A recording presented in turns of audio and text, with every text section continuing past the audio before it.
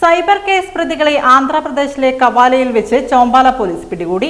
ആന്ധ്രാപ്രദേശ് നെല്ലൂർ ജില്ലയിൽ കവാലി സ്വദേശികളായ മേഘ ഗിരീഷ്, അമീർ, സുഹേൽ ഷെയ്ഖ് എന്നിവരെയാണ് ചോമ്പാല പോലീസ് സംഘം നെല്ലൂർ ജില്ലയിലെ കവാലി 1 ടൗൺ പോലീസ് സ്റ്റേഷൻ പരിധിയിൽ വെച്ച് പിടികൂടിയത്.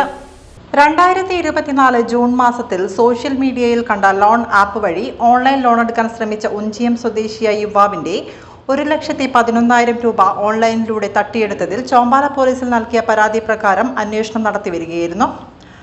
അന്വേഷണത്തിൽ കേസിൽ ഉൾപ്പെട്ട പണം ഉൾപ്പെടെ മേഘ ഗിരീഷിന്റെ പേരിലുള്ള HDFC ബാങ്ക് കവാലി ബ്രാഞ്ച് അക്കൗണ്ടിലേക്ക് ട്രാൻസ്ഫറായി വന്നതായും പ്രതികൾ 14 ലക്ഷം രൂപ ചെക്ക് മുഖേന പിൻവലിച്ചതായും കണ്ടെത്തുകയായിരുന്നു.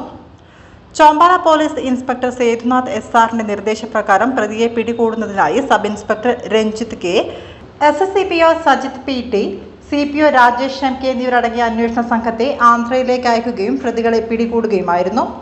അമീർ, സുഹേൽ ഷെയ്ഖ് വിജയവാഡ സ്വദേശിയുടെ 3 കോടി രൂപ ഓൺലൈനിലൂടെ തട്ടിയെടുത്ത കേസിലെ പ്രതി കൂടിയാണ്.